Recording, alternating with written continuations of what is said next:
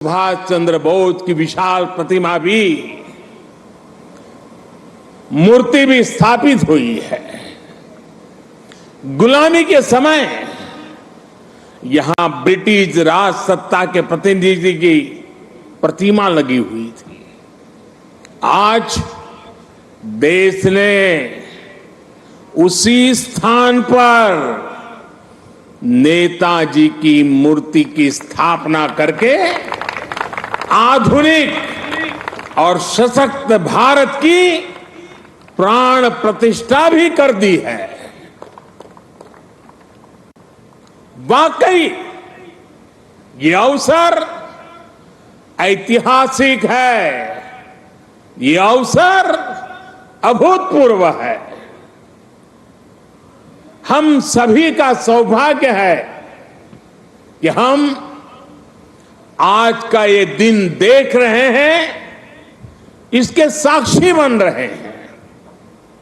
साथियों, सुभाष चंद्र बोस ऐसे महामानव थे जो पद और संसाधनों की चुनौती से परे थे।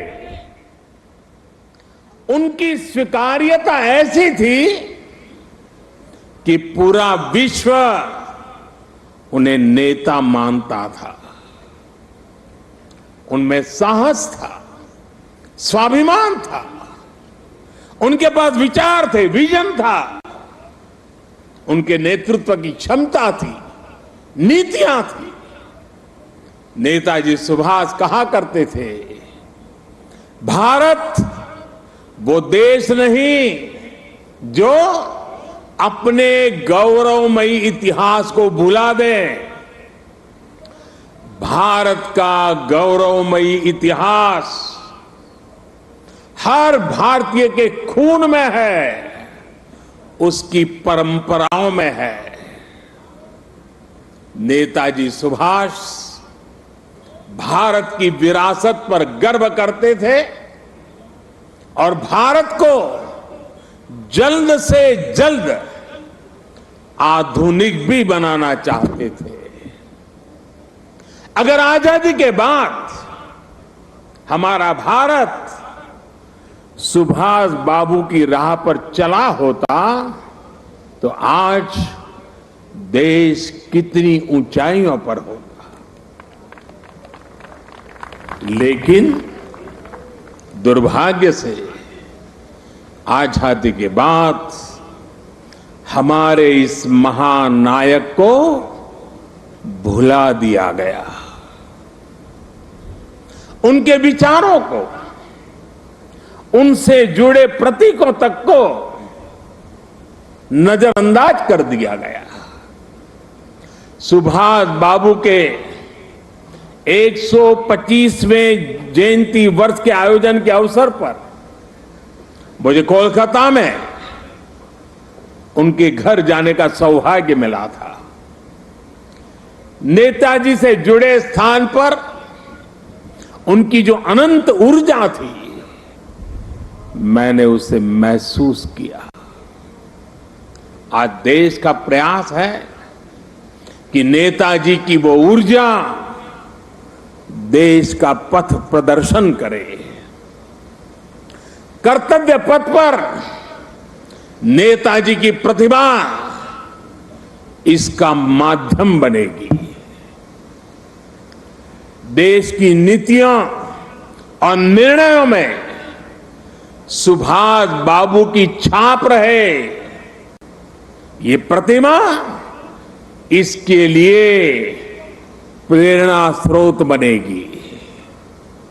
भाइयों और बहनों, पिछले 8 वर्षों में हमने एक के बाद एक ऐसे कितने ही निर्णय लिए हैं जिन पर नेताजी के आदर्शों और सपनों की छाप है। नेताजी सुभाष अखंड भारत के पहले प्रधान थे जिन्होंने 1947 से भी पहले अंडमान को आजाद कराकर तिरंगा फहराया था। उस वक्त उन्होंने कल्पना की थी कि लाल किले पर तिरंगा फहराने की क्या अनुभूति होगी। इस अनुभूति का साक्षात्कार मैंने स्वयं किया जब मुझे आजाद हिंद सरकार के 75 वर्ष होने पर लाल किले पर तिरंगा फहराने का सौभाग्य मिला। हमारी ही सरकार के प्रयास से लाल किले में नेताजी और आजाद हिंद फौज से जुड़ा म्यूजियम भी बनाया गया है। साथियों, मैं वो दिन भूल नहीं सकता जब 2019 में गणतंत्र दिवस की परेड में आजाद हिंद फौज के सिपाहियों ने भी हिस्सा लिया था।